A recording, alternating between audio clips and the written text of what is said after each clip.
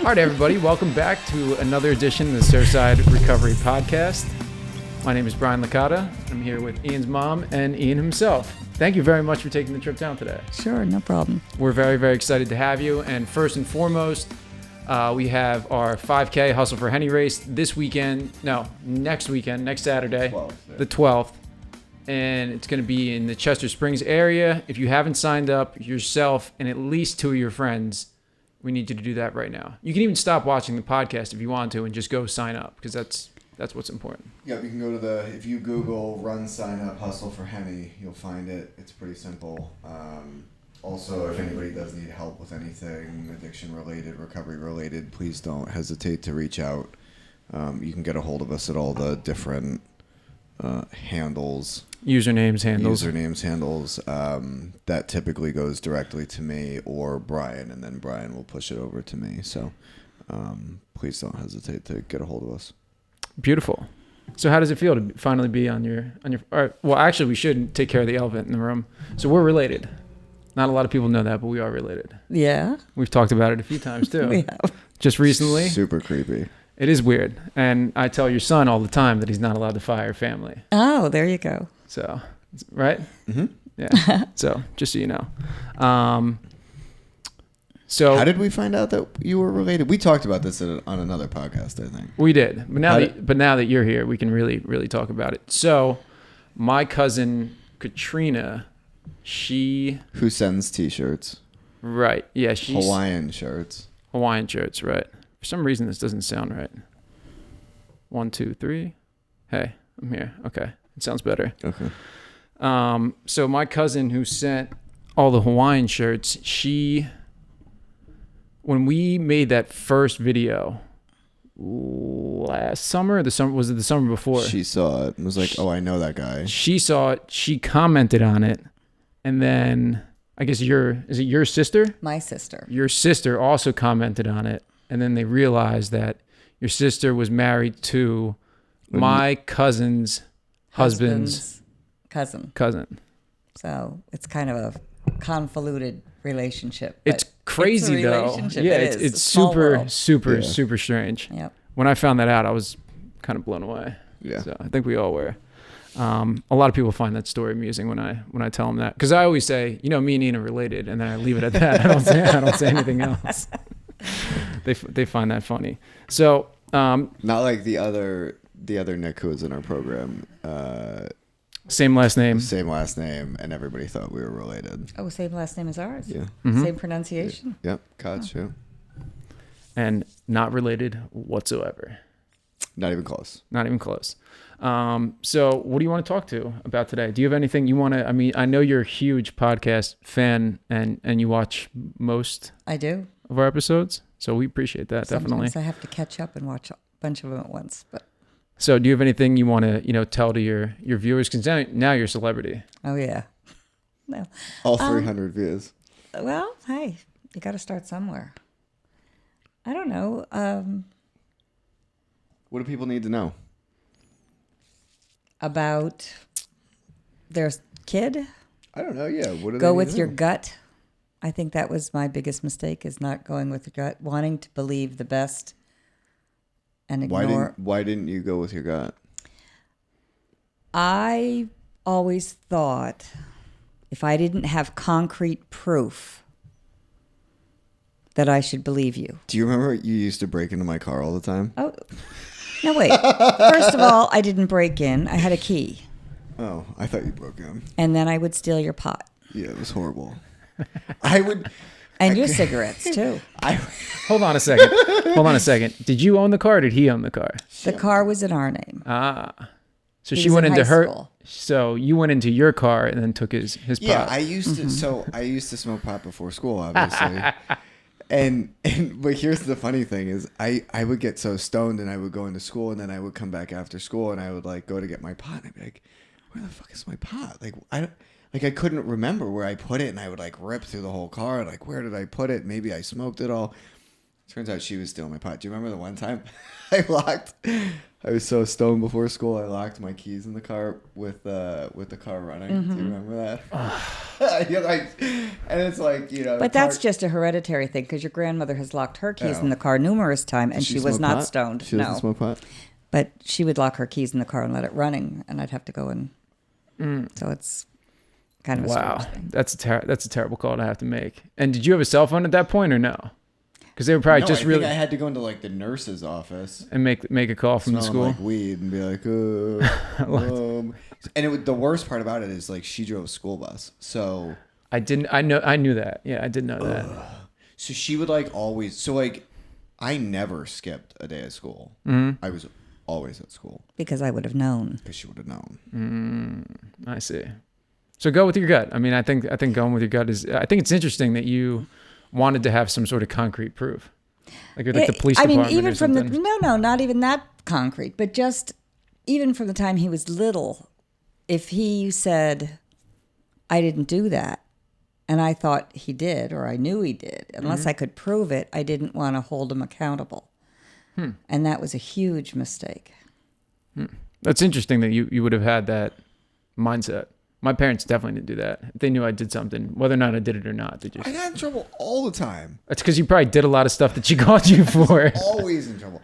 I remember I used to get like, I don't even know if it was considered grounded, but remember when I used to have to go upstairs and stay in my bedroom until Dad came home when I was really little.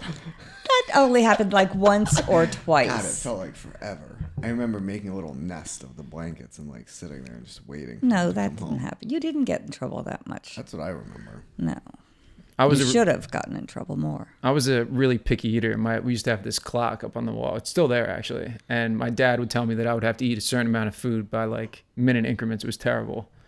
I didn't want to eat anything. And my mother was a caterer, so she would make me literally whatever I wanted. So if there's something I didn't like, I just didn't eat it. Yeah, no. But I do remember one time when you got in trouble, I don't remember what you did, and you were sent to your room and you were told no television, no, anything. And I was in the kitchen, his bedroom was above mine, and I could hear the TV on. So I went out and told his father. And it was a big old portable TV, weighed a ton. And Probably from like 1950 or something. Right. Well, but Dad went upstairs, got the TV, carried it down, and you're like, when can I have it back? He says, when you can carry it back up. Remember when I peed in the trash can? Yeah, but you were little. Was I sleeping or was I drunk? I was No, sleeping. neither. Why did I pee in the trash can? That was when you were about 3. And you didn't pee in it, you peed on it. In fact, you might have been smaller than 3. You were probably about 2 because you had been potty trained really early, and you came to me and said, I remember that. You came to me and you said, I have to go potty. I said, well, go. And it was right around the corner. And you came back and you said, Mama, I peed on the can. And I said, show me. So we went into the kitchen, and he had peed on the kitchen garbage can. Oh, so it wasn't even. I'm thinking like trash cans around the side of your house. This was this in was the in middle the of your kitchen. Totally in kitchen. the house. And I said, why did you do that? And he said, I couldn't find the potty, which was right next to the kitchen. Just a bad sense of direction from the beginning. Yeah, Huh? well, something weird. I don't know what that was about. But that wasn't that was hardly a bad thing. It was just a little boy thing. That's hysterical. That's great.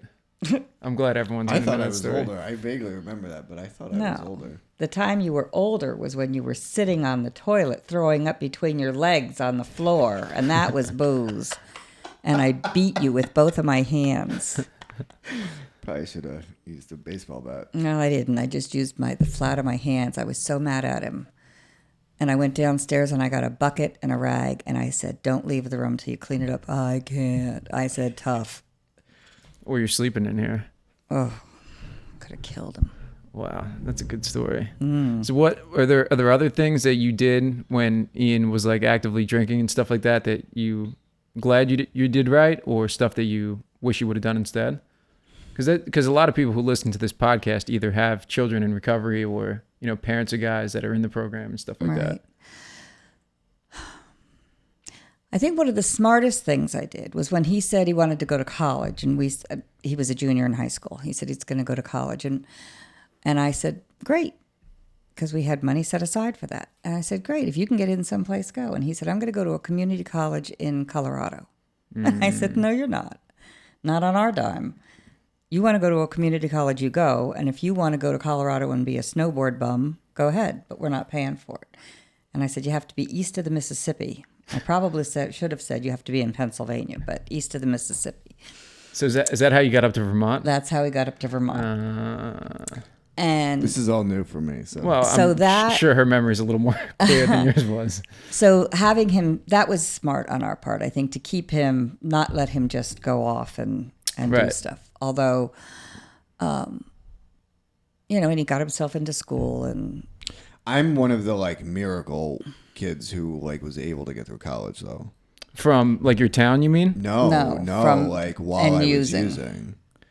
I mean, Because- you had a strong, probably C average, CB. Oh yeah, in I was college. a solid C student. So you're just comparing yourself to other people who like Yeah. start getting high in high school? Yeah, Is that what you mean? I was arrested 9 different times through high school and through college, but I've never dropped out of school. Huh. So like, and I don't know if that was like, I mean, my dad has a really good work ethic. She's got a really good work ethic.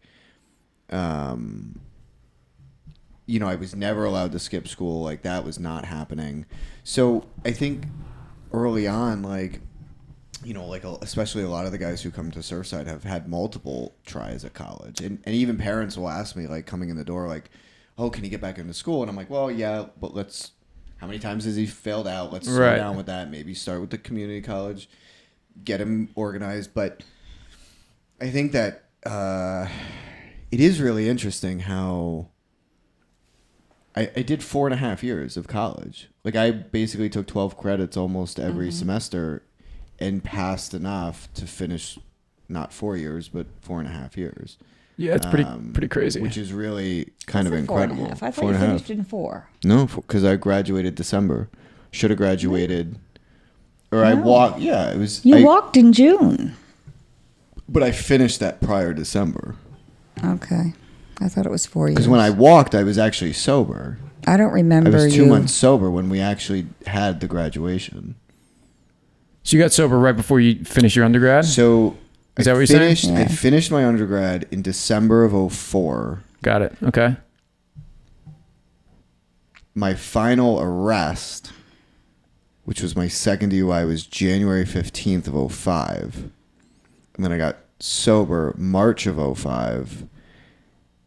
And then walked May of 2005. That I actually remember. Oh, so you were That's done school and then walked the following spring. Got it. Because I did a 4.5 year college. Right. Yeah, see, I don't remember that. Yeah, that I remember. Yeah, There were a lot I was talking to somebody the other day. I went to undergrad in West Virginia for a year, got a DUI, came home, graduated from the county college, tried to go back to the school in West Virginia, went to rehab, went to Rutgers, which is where I got that horticulture degree from. And then, Went to rehab. yeah, well, I was going to rehab all through, like, really from the first one until the end.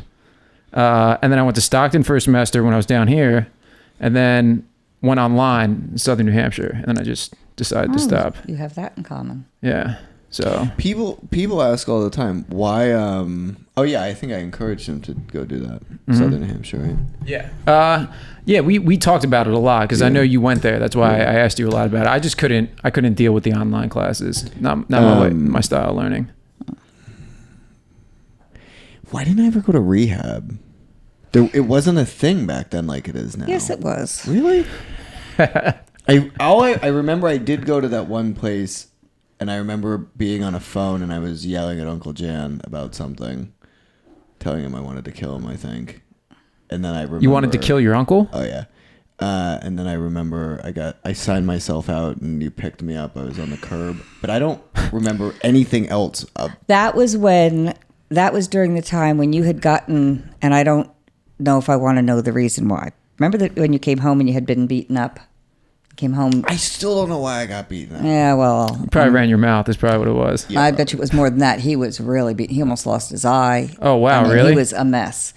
And he came home. He drove home from Vermont without glasses on, and he can't see. And when After- I after you got beat up? Yeah. I did have my glasses on. But one eye was- my eye was so swollen. It Yeah. looked like a hard-boiled egg. You was did not put- have glasses on because they were broken. They Oh, had really? been broken. You did not have glasses on. You drove home with one eye and no glasses. From Vermont to PA. From Vermont to PA. He was so Jeez. swollen. When I saw him, I just couldn't believe how beaten he had been. I was like this color purple. Oh, Like, it was. hard, I have a like- picture someplace, but Do you really? yeah. Oh, I'd love to see that. Me too. Me too. We'll put it out on We- the yeah, Instagram. we need- on the we need Instagram. that picture. We'll do like a transformation absolutely Tuesday need or that. something. No, I don't know if I can find it. But anyway, we made him. I wanted him to go to a doctor to have his eye checked because I was really worried about his orbital socket. Right. And I took him to the doctor. I and, still have nerve damage in these teeth. and he was a mess. He was like out of it. And Xanax. it was, and Klonopin, Yeah. and I don't know what else. But at that point, the doctor said, and I said, I don't know what to do with him. And he said, he should be admitted. So we were going to, that's mine. And it's not you, so I don't know who's calling me. Just hang it up. Just, There you go. that's good enough. So anyway, I took him to the hospital. We sat in the emergency room for hours, it seems. And he was laying down. He was like half asleep. Finally, they put him in a padded room. Oh, And we were in there for hours. And then they decided, padded room. yeah, because he was saying all kinds of stupid stuff. Then they I said used to they were going to suicide all commit the him time. to this place in Quakertown. I don't even know the name of it. Are you guys from the White Quaker Deer Town? Run. Well- It was probably White Deer Run. Are you guys That from sounds the Quakertown familiar. area? Allentown. Allentown. Yeah, Allentown. So that was closest. They took him by ambulance. I said, I will get you some clothes together and I'll come down. And by the time I got there, which was probably not a half an hour more than when he got there, he was sitting on the curb. He had signed himself out. I was furious. I went in to the doctor. He said he's 18. He doesn't want to be it. And he had given him a prescription for more Klonopin. Got what you wanted. Enrolled. I respect it on some level. Yeah, I'm pretty Sorry. sure that was White Deer Run. I'm pretty sure. It's the only place out in that area. Right. They were open back then too. Yeah. Yeah. And the other time, Different owners. I had- Now they're owned by Pyramid. They weren't owned by Pyramid at the time. yeah, there was another time that he was an ugly drunk. You know, some people get funny. He was ugly. I believe that. Would get really nasty. And I was really I can afraid definitely see one that. time for him, not for me, but I was really afraid. And I called a 1-800 hotline thing. Mm-hmm. And they said, did he hurt you? And I said, no. And he said, has he hurt himself? And I said, no. He said, well, we can't do anything. Right. I said, fine, I'll call you when one of us is dead. And I hung up. I was so mad. And then you left. And didn't you call a psychic once? Can you tell that story? No, I didn't call a Or did you psychic. go I see a know a psychic lady or who, something? this is going to sound really funky. I tell people this, and so that's why I think it's cool. yeah, and that's why. I know a lady who is what they call fae, Mm-hmm. which means they have psychic abilities. And she's one of my best friend's daughter-in-laws. And she said, I'll read your cards. And I said, okay. I said, I can't afford you because she got good money for doing this. Really? Yeah. And I said, I can't. She said, no, I'll just do it. So I went over and she had all these tarot cards and it was very weird. What year was this? Like 01, 02? This was, I yeah, was in about, Vermont. yeah, I it was was about then because I had already been diagnosed. I have multiple connective tissue diseases, which are autoimmune diseases, and I had already been diagnosed with that. And so she was looking at my cards and she said, oh, this is what we're going to do. She said, you can ask me 3 questions and I'll give you the answers to 3 questions. So I only came up with 2 questions. My first question was, I was afraid I was going to die before I was finished trying to get him straightened out. Mm-hmm. So I asked her that. I said, you know, what is my life expectancy? Do you think I'm going to die soon? And she said that she can't tell me when I'm going to die, which was a good thing, but she didn't see me dying at an unusually early age. So that was good. Then I asked her, is Ian going to be okay? Because he was a mess. And she didn't know that. She knew nothing about him. And she said she sees that he's got some problems and he's going to struggle for a while, but there will come a time when people will be coming to him for advice and his opinion. That's weird.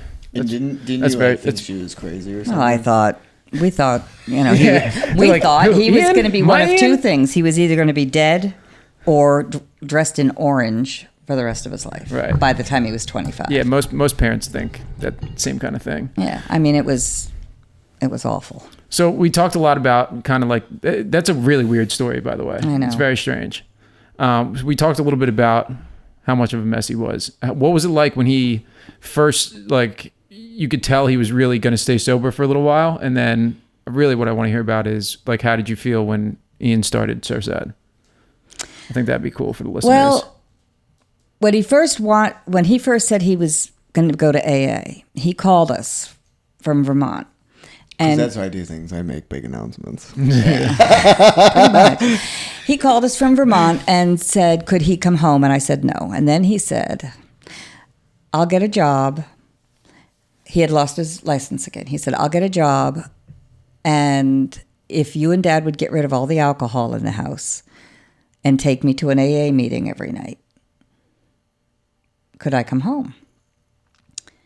I'd been And 2 months sober at that point. we okay, so talked you about were it. in AA. Where I was like, He was I doing was AA. already trying to do 12-step recovery. It was, I was like at least 30 days sober. So what were you trying to do? Just Because- get out of Dodge or something like that? because I lived with people who were actively using. Got it. So I didn't get sober in the current traditional model where you go to rehab and then you stop using. You go to a sober house or something like that. I was with people who were like actively doing cocaine, actively drinking.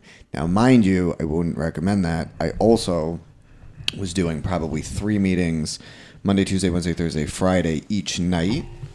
And then I was doing an 8 a.m., a 12, a 5 p.m., an 8 p.m., and then a 10 p.m. meeting. So I was doing 5 meetings on Saturdays, 5 meetings on Sundays, and then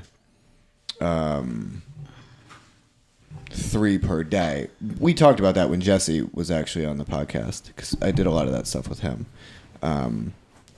So in reality, I probably did more quote unquote meetings than some people who go to rehab and sit in their room the whole time do. But anyway, yeah. But I wanted out. Sorry. And Right. we can't said, blame when you he for told us that. that, we said, yes, we would do that. And our feeling was, and we're social drinkers, and our feeling was you can't pray constantly for help. And when the help taps you on the shoulder, you can't then say, no, I'm not going to do that. Yeah. So Yeah, he came that's pretty home. accurate. He came home. We gave our booze to the neighbors and whatever. But I also want to, so because I know families listen to this, and Right. we're always encouraging people not to go home. You have to be clear. I was asking for them to remove all the booze out of the house. I was asking for them to take me to a meeting every single night of the week. Because I know families are like, oh, well, Ian went home. Think about your kids when they're asking to come home. There's so many times where they just want to come home and go back to business as usual. That is not the case. Mind you, I also didn't live there for 4.5 years? At least, 'cause yeah. when I was in Vermont, I also was there through the summer. I didn't... he never came home once he left. I moved out at 18. They made the bedroom, they turned it into a guest bedroom, and I was gone. So my quote-unquote like using buddies were in Vermont. Right. Versus so many of the guys that the current situation is where people are using at home in their parents' house. They go to rehab and then want to come home. Right. So Yeah, I with just all want to their be old friends clear and that this stuff. is a different set of circumstances. Right. And so we got rid of the booze. He came home. He got a job within 2 or 3 days. And I would drive him to work because it was on my way to work. I actually had the job lined up before I even left. And Landscape job. yeah, he did land. And he would have to get there 20 to 30 or 40 minutes earlier if he wanted me to drive him. Otherwise, he was going to have to walk like 2 miles to get to work. Right. No, but no, because I would go with you. You would leave. You would drop me off at the top Right. of that hill. And then I would walk a mile to work. And I would still get there like 20, 25 minutes early. And then Dad would pick me up. Sometimes Dad would pick you up or you would drive home. But anyway, then every night, one of us would drive him to a meeting because there were no meetings within walking distance. 20 Right. minutes. 20 Because minutes we was lived the out in the closest country. meeting. So every night, either my husband or I would take him and we'd sit and wait And we did that for a year. No, you did that for 3 months. It was longer than 3 months. No, because it was 3 months. Because then I moved back to Vermont when I had 6 months. I moved down there, or maybe it was 4 months. Because I Well, it moved was down a long there time to go to meetings every night in parking lots. Now you know how we feel. Well, and I say it to our guys all the time. Like, here I am. I'm 23 years old. Mommy and daddy are driving me to meetings, like waiting in the parking lot. Like, that got old for everybody really quick. Really quick. So I moved back up to Vermont because the 2 months I was there, there was like a much younger crowd. There was people my age. So I moved back up there when I had 6 months sober. So I was with you guys for that summer. It was 4 months. Okay. See, I never know that happened. I didn't know you came back down. I never heard that story. Yeah, and then so where did you go when you moved back up? So the guy that helped me get sober, Derek, he had an apartment that he was with a sober woman, an older woman who was sober, and he was getting ready to move out. So I moved into that apartment. Got it. Lived with her for a period of time. She eventually moved out. And it wasn't like right where I was. It was a little out of where I was, but got it. Yeah, at least the environment was better. Yeah, it was way different. Yeah. Interesting. So what were your thoughts? Like, did Ian fill you in when he was thinking about, so we're going to fast forward, probably 10 years? 14.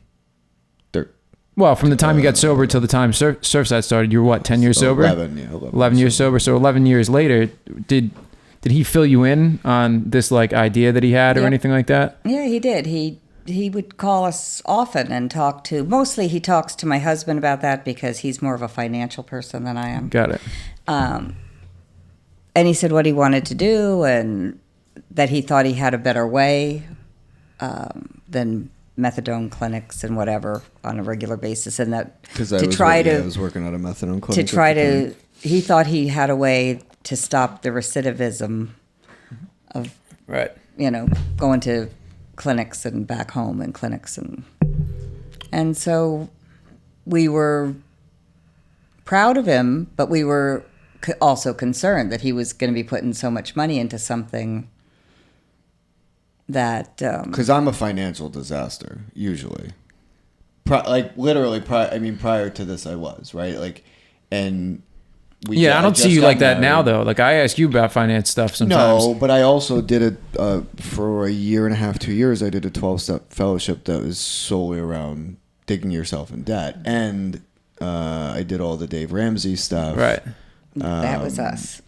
I bought him the book. And you bought it for him. I did. Wow. Yeah, and every time we'd come to visit him, I'd pull the book out of the bookshelf.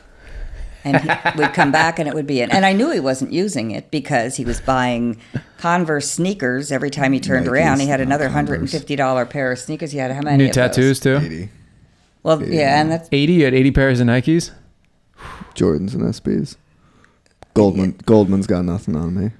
Yeah, he had all this. So then, neither does Nikki G. Right before Nikki G thinks he knows something about sneakers. He doesn't know. Right before he got married, I said to him, "Now look, you're getting married. You're going to be responsible for somebody else, and it's different than when we got married, where husbands were more responsible for us. But because your wife has a wonderful job and all of that. But I said, you need to read this book and start." Growing up. Now, was it something that you read? Did you use it? No, but I like the guy. Okay. And I heard him speak several times and watched his shows. Yeah, it's fine. And all of that kind of thing. So he finally read the book. And he got his act together financially. So then, with Surfside, because basically I cleared up a whole bunch. We got married. It took us like 2 years to clean up a whole bunch of debt. And then I took, a small business loan. It wasn't like a mom and dad, can you buy me a house? Can you give me all this money? And, right. And then we operated for 6 months and I saw where we were going. And that's when we flipped it from an LLC into a nonprofit. Got it. Very interesting. It's really funny seeing this dynamic, by the way. It's just, I don't know, like he's my boss and seeing his mom and talking to her. It's like really strange. It's vulnerable. Yeah. For you. Yeah. For me, it's fantastic. Why are you vulnerable? I'm just saying it is. It's like a vulnerable situation. I think it's funny that we remember things differently.